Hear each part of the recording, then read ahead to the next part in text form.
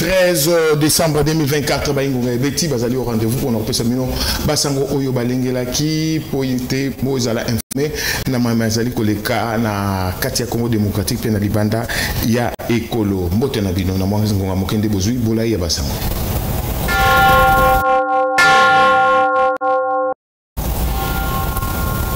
Tobandi na cité ya Union africaine wapitata mokonzi ekolo Félix Antoine Tshisekedi Tshilombo akamba kibongo mokolo vendredi 13 décembre 2024 26e réunion ya conseil des ministres parmi ba point de communication na 4 points ezalaki bongo na likambo ya bokiti ba produit ya première nécessité aux ezali bongo 8 ministre ya communication pe média mwana mboka Patrick Mouyaya atali sibino likambo yango bolanda. Le dernier point de la communication du président de la République a porté sur la nécessité d'élargir les mesures fiscales prises pour assouplir les paniers de la ménagère et de leur alignement dans les textes régissant les différentes matières fiscales. Le président de la République a noté avec satisfaction la prise du décret numéro 24/07 du 19 septembre 2024 portant suspension de la perception de la TVA et rabattement des taux de droits et taxes et redevances sur les produits alimentaires de première nécessité dans le but de contenir la récurrence de la flambée des prix de produits précités. Dans son discours sur l'état de la nation prononcé le 11 décembre 2024 devant le Parlement réuni en congrès, il en a fait allusion puisqu'elles vont dans le sens d'alléger les fardeaux économiques qui pèsent sur nos concitoyens.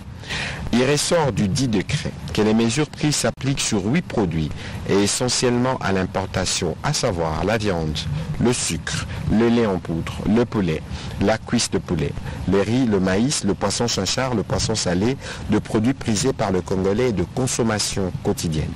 Cependant, d'autres produits alimentaires de consommation courante auxquels la population recourt, notamment tous les surgelés, n'étant pas explicitement listés, le président de la République a encouragé le gouvernement à mener une réflexion dans le but de les inclure dans la liste, d'autant plus qu'ils sont aussi de produits de première nécessité.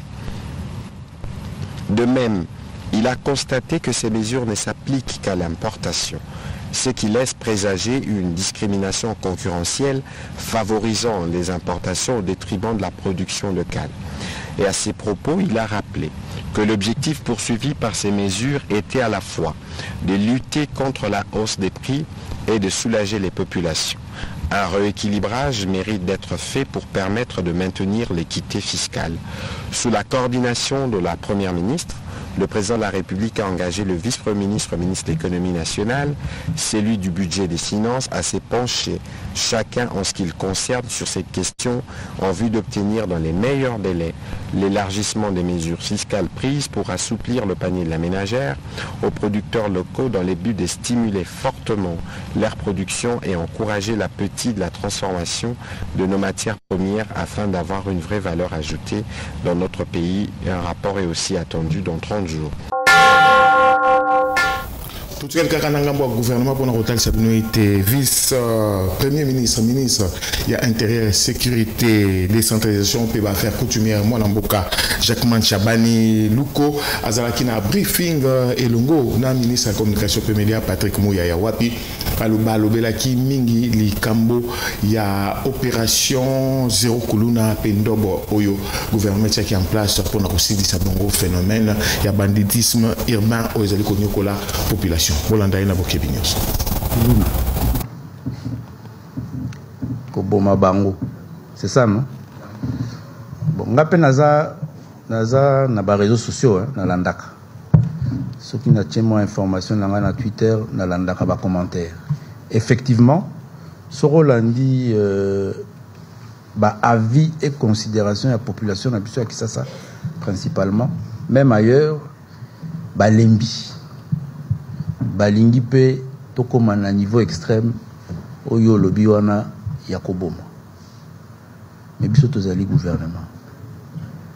gouvernement azali gestionnaire ya république. Et république ezali mibeku. Donc sur cette question là, to souffrir nanu, to landa mibeku. Biso ministère intérieur tozo kanga bango. Et puis baleki biso te. Et puis comment on a dit que ce qui président lobby Kamango, c'est-à-dire que l'équine de l'eau, non, jamais. Que n'a pas mboka mususu oyo criminalité urbaine et zala makasi to mona coup de président de la République kita na terre. Sur aucun en Amérique latine, Colombie. La Colombie. Président Akita, Yemoko, la police a écouté Zara ministre Moutakiti. Donc, ils ont les bisoté. Mais c'est un phénomène complexe. Eza bateau to vivarana bango, mais bazo ça le comportement oyo ekokani na terrorisme. Maintenant bozali na kata état de droit. Bango bazo boma, boye kaka. Bazo tamola na ba machette. Mais mibeko ezali. Non, c'est-à-dire que c'est complexe. Mais moi je vous dis na lobaki ngo awa na kolobango lisusu je répète tozo kanga bango. En une seule nuit tozo 784. Moi, naza kinois, na tambola, na viva le roi Batmios na Kisasa. D'ailleurs, tous c'est les responsabilités des autres changa na moi kaka menga viva kana Kisasa, le roi Batmios na tambola, na mona bango, na yebi, je sais c'est quoi. Et c'est peut-être pour ça que je m'engage. Il y a aussi c'est le roi parce que na viva na Kisasa na tambola 1h du matin, 2h du matin normal. Et ça la pona ba activité politique, et ça la pona ba makamususu. Et il faut que Kinshasa soit cette ville-là, Oyo-Kinois, à Kokiko Tambola. Normalement, c'est pour ça que tous allés engagés, il y a aussi Lissango, Torosil Sango.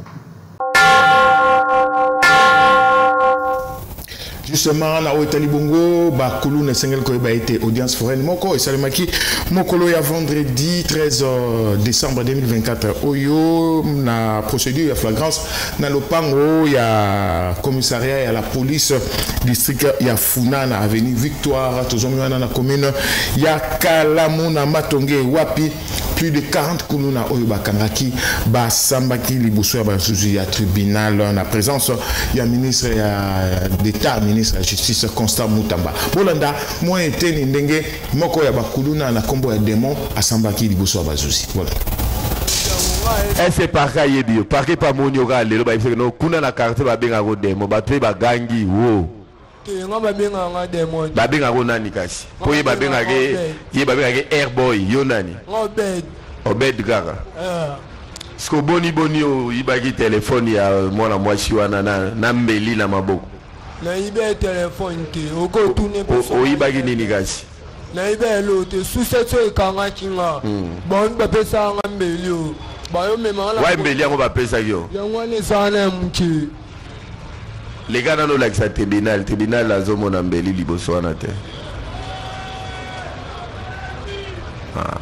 Wane mbeli ba petaki ba bia yo. Mais yo sambaki na liboso no. Batuni yo. Oyebi po ani ba kangi yo. Oyebi réponse au petaki. Olobaki nini? Na baba kipaka. Non, yo lobi ba kangi yo parce que na 24 na botolaki téléphone Spark 10 na $45 na 30 000 francs ya mwana mwasi mope na sina zongi saki yango azaki na uniforme te wanga te yo te kasi nani lo babongo te timba kizedogo eza bozami balé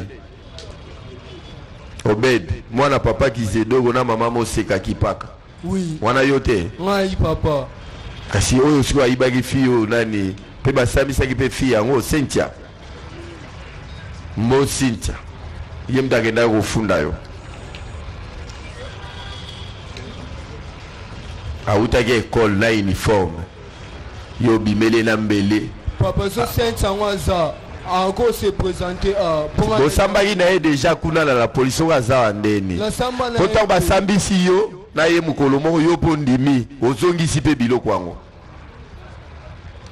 yo moko lobi kuno te biloko yango nazongisaki yango déjà n'est-ce pas ozongisaki biloko mwana si wana lataki uniforme Cynthia nazongisa papa ozongisaka ozongisaki ni biloko yibaki alors donc oyibaki non bongo oyibaki na mbeli pete eza bongo hein merci okozonga ovanda. Audience foraine Oyo et Kokoba na bisika ebele na ville province ya Kinshasa pour kosilisa phénomène kuluna Oyo na etinda tata mokonzi pe na bokasi ya ministre d'état, ministre de la justice pe ministre vice premier ministre ministre ya intérieur sécurité décentralisation pe ba faire coutumière Tokobi na manaka la biso pour kotalisa bino ki na domaine ya transport vice premier ministre ministre ya transport voie de communication et décentralisation mon amboka Jean-Pierre Bemba Gombo a yambaki bon audience nanda konya musala délégation syndicale de la Société nationale de chemin de fer SNCC na Bokuse section Lubumbashi Oyo ba ki bon musala suivi ya dossier na bango ya botindi na retraite ya bae Oyo bazala plus de 65 ans Bolanda Bazalaki et pas ya numéro 1 transport ya Congo démocratique na mois d'octobre kotalisaye situation ya SNCC par rapport ya mise en retraite ya bajan oyo bakoli ya plus de 65 ans. Ba membre ya délégation syndicale ya SNCC section Lubumbashi bazongaki mokolo ya jeudi 12 décembre 2024 pas ya vice premier ministre ministre ya transport des communications et des enclavements mwana mboka Jean-Pierre Bemba Gombo pour na koyeba suite ya dossier yango. Vice-premier ministre Jean-Pierre Bemba Gombo atelisaki bango était azali kokoba na ba contact na banque centrale pe na ministre d'état en charge de la justice pour na trouver solution na likambo yango. Na kotalaka date butoir topé date ya suka o etiamaki pour na likambo yango le 31 décembre 2024. Boyoka mwana mboka Jenny Luta na Chilombo directrice ya ressources humaines ya SNCC ndenga betaki ngonga na Bobimi. Le mobile, ce que vous pouvez retenir, c'est le fait que nous étions ici au mois d'octobre. C'était pour venir poser un problème très préoccupant pour la SNCC qui concerne la mise à la retraite des agents qui ont plus de 65 ans et qui sont jusque-là, ça va faire 10 ans qui ne savent pas partir.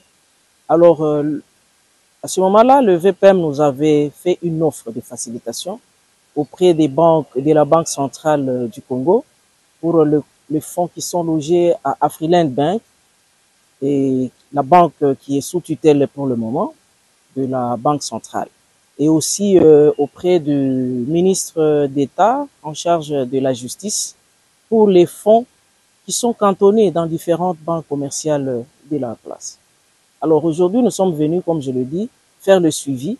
Ouais, il vient une fois de plus de nous rassurer qu'il va encore une fois poursuivre les contacts auprès de la Banque centrale du Congo et auprès du ministre d'État en charge de la justice pour une solution en tenant compte du délai butoir qui est le 31 décembre 2024. Nous espérons que avant cette date-là, nous aurons une suite favorable.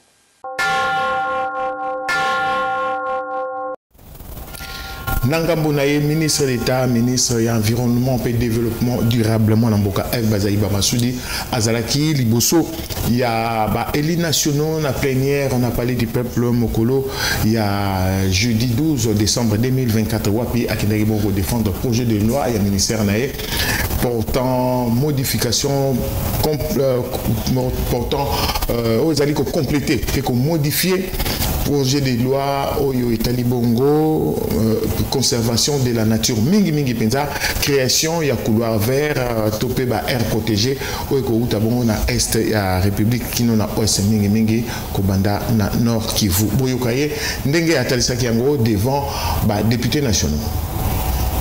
Honorable président, honorable membre du bureau, honorable députés nationaux, les projets de création d'une aire protégée communautaire de plus d'un demi-million de kilomètres carrés, dénommé couloir vert Kivu-Kinshasa, marquent un engagement supplémentaire du gouvernement en faveur de la conservation, destiné à devenir la plus vaste aire protégée du monde après le Brésil.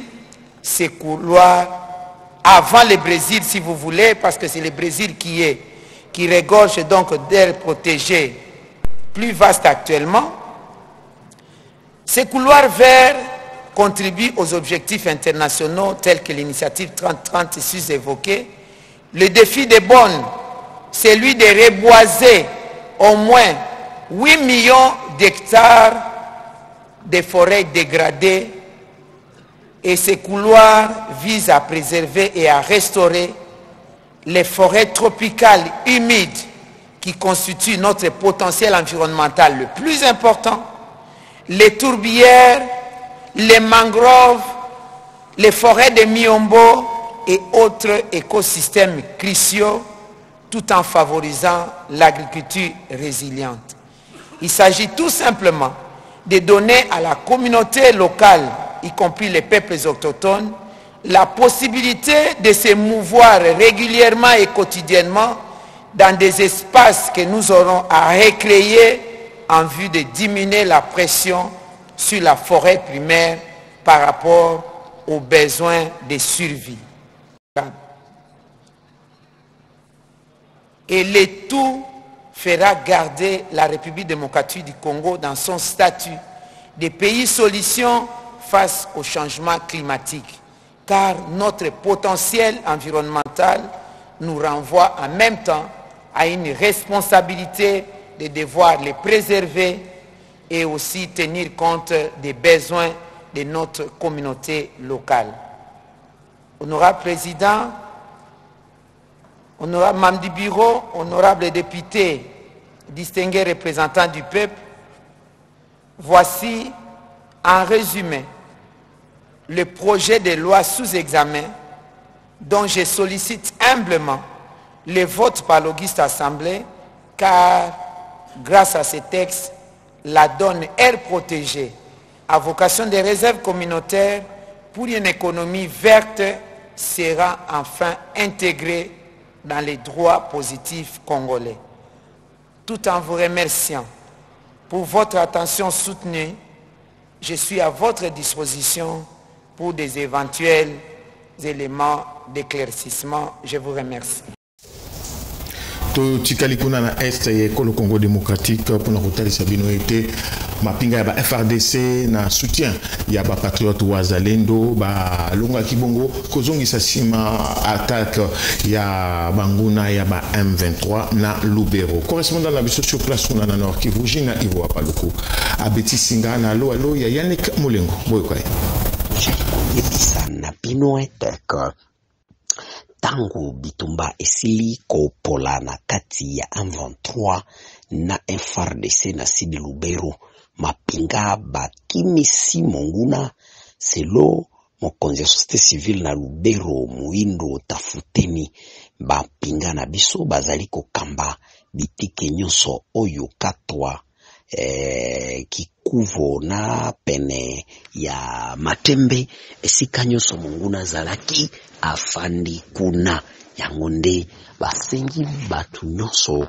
bakobakaka kotia maboko na losambo na appui mwa bango na FRDC na ba jeune volontaire ya wazalendo na ndenge penza misala ezali kosalema yango nde mokonzi ya Nord Kivu gouverneur le général Chirimwami asili kubimisa mibeko penza pona kokamba baimboka na tangu ya bitumba titu na ba festivité oyo apekisi soda nyonso azwama na kati ya restaurato na bar ezala moyi ezala na butu na zo lata sokoto to azali na munduki soki bakangi soda to polusu to policier na lopoto na kati ya restaurato esika publiki ya komela masanga na ya kolia ezala na butu na moyi azali na sokototo na munduki na ye akokangema makasi ti akolela na monoko ya papa na ye yango nde basengi pe population esika nyonso na Nord Kivu bakoba kozala sima ya mobeko ina po badenonse baoyo bakotia ngunu tojali pe koyebisa na bino eteka VX combattant bauti kozala remi na kati ya population awa na Beni eloko ina esalemaki na mapinga maikulu tango bazongisaki VX combattant oyo penza kolekela bitumba bajali kosala na mapinga ya Uganda UPDF balongaki kobimisa na kati ya bagrif batu 20 baoyo bamemamaki bamususu na Beniville bamususu na territoire ya Mambasa kati mwa bango 11 adultes na 9 afa baoyo bamemamaki na kati ya Zamba na ADF Nalu bazaki penza kosalela bango na ndenge balingi. Jina Ivoa Paluku Kouta Beni, Canal Kingonge. Tata Mokondi Félix Antoine Tshisekedi Tshilombo a qui soutient il y a un parti politique Ebele Mokolo il y a mercredi Mokolo il y a mardi na tango azala qui bosso il y a 2 chambres réunies en congrès pour un discours sur l'état de la nation d'Agissa. Il y a Baï parti politique Debout la patrie, il y a parti très cher, il y a président national Mwanza Amisi Oyo Bakumba Mangiki na coordonnateur na Bango Mwanamboka ingénieur Ramazani pour na pesa bongo soutien pe apport na bango na Tata Mokonzi Ekolo Félix Antoine Tshisekedi Tshilombo liboso. Il y a 2 chambres, il y a parlement réuni en congrès ndenge na lobaki bolanda bende les aliko pepa couleur ya orange banani wana bayi Debout la patrie parti ya bato balinga mboka patriotisme ya kanda bango oyo bayaki lundi 9 décembre na parlement du peuple pour na kotalisa soutien na bango epa ya Tata Mokonzi Ekolo Félix Antoine Tshisekedi na discours oyo asalaki liboso ya 2 chambres na oyo etali état ya nation. Nabokambami ya ingénieur Ramazan le commandant de bord azwaki charge oyo bozali komona na maboko bazwaki nzela inde babende na maboko banzembo na monoko esengo nzela kino na palais du peuple awa ezalaki se banzembo mabina pona ko encourager discours ya Tata Mokonzi kotalisa ete Debout la patrie ezali sima vision na ye wapi président national Mwanza Amisi Singoma abetaka sete makasi boyoka ngonga.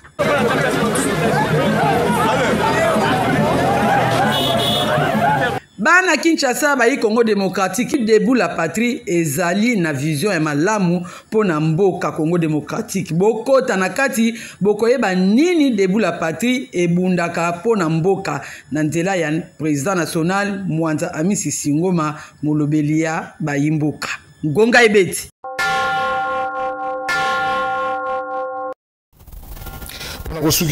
Jean-Louis Lofete, coordonnateur national en charge de la mobilisation, propagande et idéologie à partir du mouvement démocrate pour le Congo à venir. MDCA Nabokuse, Bazalaki Bongo na réunion Mokolo, il y a jeudi 12 décembre 2024 au hôtel Élégance, Tozomiwana, na commune, il y a Ngiringiri pour la consolana, au hôtel Bon Redynamisation, il y a activité, il y a parti cher, il y a Mwanamboka Clément Kapanda Lili Maleka Pejidex Makengo bazalaki wana pona bino bolanda. Hôtel Élégance Oizwami sur avenue Kasavubu na commune Ngiringiri nde servaki de cadre pona kolekisa beaucoup tani oyo bayi bureau ya interfédération ya Kinshasa pe ba cadre ya mouvement démocratique pour le Congo avenue MDCA na Mukuse parti cher ya mwana mboka Clément Kapanga Ibeki bazalaki nango mokolo ya jeudi 12 décembre oyo pona kosolola na mai matali bongo redynamisation ya activité ya parti na bango ba orientation ya sika ya président national pe autorité morale ya parti Clément Kapanga Ibeki pe bango bayaki kosukisa na ba actualité ya mboka bokutani o esengi koyeba ete kambamaki na coordonnateur national en charge ya mobilisation propagande pe idéologie Jean-Louis Lofete awa masolo elekaki kitoko nyonso na bokambami ya yemoko nkolo na komima na bango babetaki ngonga boye ki mokolo moko ya monene pour un parti politique Nabiso, mouvement démocratique pour le Congo à venir.